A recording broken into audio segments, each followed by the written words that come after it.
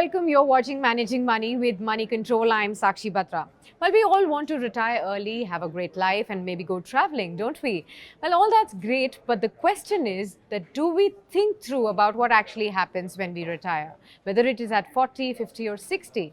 How will you really fund your lifestyle expenses when you retire, or to be able to live all your dreams as well? Well, that's exactly what we are going to discuss in this week's episode.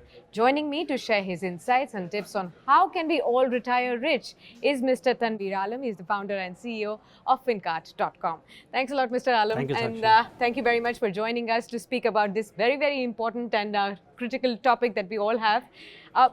People when they're young, they usually don't think about retirement, really. But what do you think? Should they really think about retirement at an early age? Should they start planning well in advance about retirement? Yeah, in fact, this is one of the most common thing or a mistake that the youngsters do. Yeah. They tend to procrastinate goals that they don't see in the near future. Perhaps this era focuses more on instant gratification rather than delayed gratification. And precisely the reason why this particular goal gets completely out of the radar. Yeah.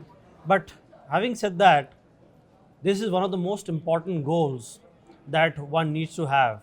And for two reasons. One, given the consumption attitude that the current generation has, they will need more and more money. Yeah. Not only the normal headline inflation that goes up, but also the lifestyle inflation that we carry with ourselves Yes. is also a very, very important factor that makes retirement planning to be planned well in advance. The reason I'm saying that is, for example, if you invested just about 10,000 rupees a month Yeah. and you start from the age of say about 25 or 30 and you invest for 20, 30 years, that same amount of money, 10,000 rupees a month, in 1 year you'll save say 1.2 lakh, in 20 years would have been about 24 lakh rupees.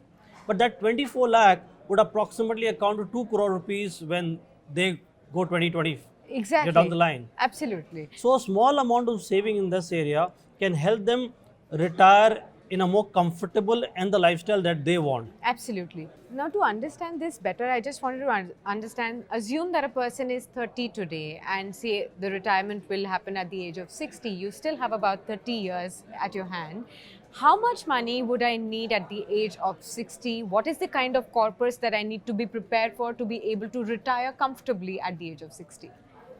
See, if your current expenditures assume at the age of 30 only 1 lakh rupees, and we assume an inflation of just 6%, Yeah. the same monthly expenditure when you retire at the age of 60 would be closer to approximately 5.5 to 575, 5.5 lakh rupees a month. Wow.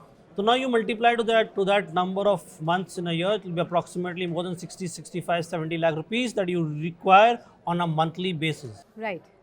How do I begin to invest and how much money do I need to invest per month to be able to achieve that kind of corpus? See, what you can create two kind of products. Yeah. One, you go with the debt component, Yeah. which is a normal EPF, Employees Provident Fund. Keep investing there. Yeah. And if there is an opportunity to invest some voluntary amount, please do that. Right. Because what you get is a 8.8% plus return on, and that's completely tax free. That's a good product to invest in. You should look at also participating to create long-term wealth by investing in a good equity fund which creates wealth over a very long-term period. Right. So this can create a good combination of product. Now, further to add to that, you can use some tax-saving products also to ensure that you save tax and also create wealth. Okay. So like a PPF is also a good option to invest in. The new pension scheme, both beyond that 1.5 lakh rupees that you can invest on an individual capacity. If you have a chance or your company runs a corporate NPS, that's also a good way of actually participating and creating your long-term retirement corpus through the corporate NPS route. Absolutely. And how much do I need to invest per month to be able to achieve that kind of a goal? See, if you want to create a corpus about 5 crore rupees, and if you just start small by investing 10,000 rupees and keep adding even a 1,000, 2,000 rupees every year additionally, Right. I think you should be able to get to your target of 5-6 crores over a 30-year period. Right. What about investment-oriented insurance policies? What do you have to say to that? Okay, so there are two kind of investment-oriented insurance policies. There was a earlier high-cost ULIP. So there are high-cost ULIP which was there, and there are traditional insurance, the endowment money-back policies. Yeah. So the endowment money-back policies are too expensive a policy. It does not make sense. Okay. So typically it's a fixed income investment coupled with a lot of charge that dilutes the return of the product. Right. So endowment and money back are not good products to be in. Yeah. Now, if within the ULIP category, which is market linked, the new age ULIP, Yeah. you should look at for four charges, which typically are ULIP charges: sure. premium allocation, policy administration, the mortality, and fund management charges. The good ULIP that you should look at will not have a premium allocation charge. The premium allocation will be zero. The policy administration charge will be zero. All they will charge is for mortality, the insurance cover that they give, and a modest 1.35% charge on fund management, which is capped by IRDA. Absolutely. If these charges are there, these two charges are there, then that ULIP or investment product is good. Absolutely. But if I were to just compare the traditional methods of investments where more people, invest, that is probably in a fixed deposit. So if you could just give me a comparison so that viewers can also understand that if they start investing and planning for their retirement by investing in these kind of platforms that you have suggested or in an FD, what is the kind of difference there is and what is more prudent? Even if your debt component is there, you want it to be tax efficient.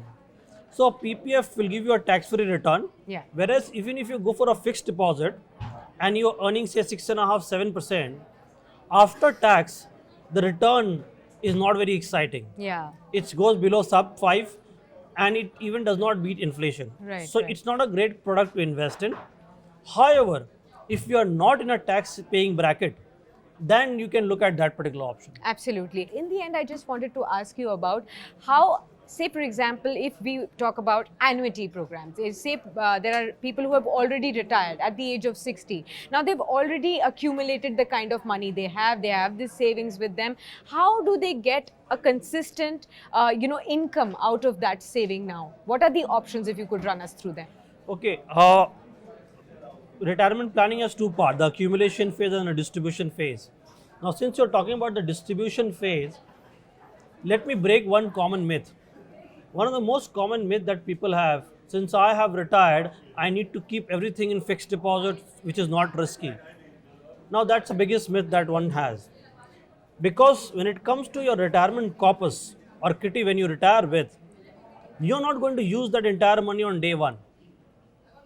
So the best way that we plan that particular investment is by creating a bucket strategy. Yeah. And what is the bucket strategy? We create time horizon of less than 1 year, 1 to 3 year, 3 to 7 year, 7 year above. Now we park this money in different asset class based on this bucket. So less than 1 year, it goes into liquid fund or an arbitrage fund.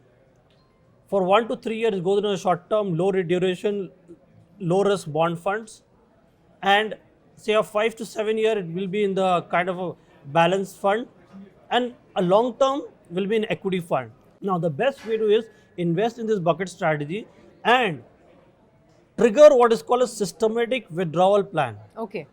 So this guarantees you a monthly cash flow, and because of the systematic withdrawal plan strategy, your tax implication reduces substantially. Right. Now, just to give you a perspective, even if you're in a 30% tax bracket, SWB will get your tax liability low as less than 3-4%. Okay, that's great. Thanks a lot, Mr. Alam, for sharing all these very, very important insights. And I hope this will really benefit all our viewers who have been still thinking of how to really plan for retirement.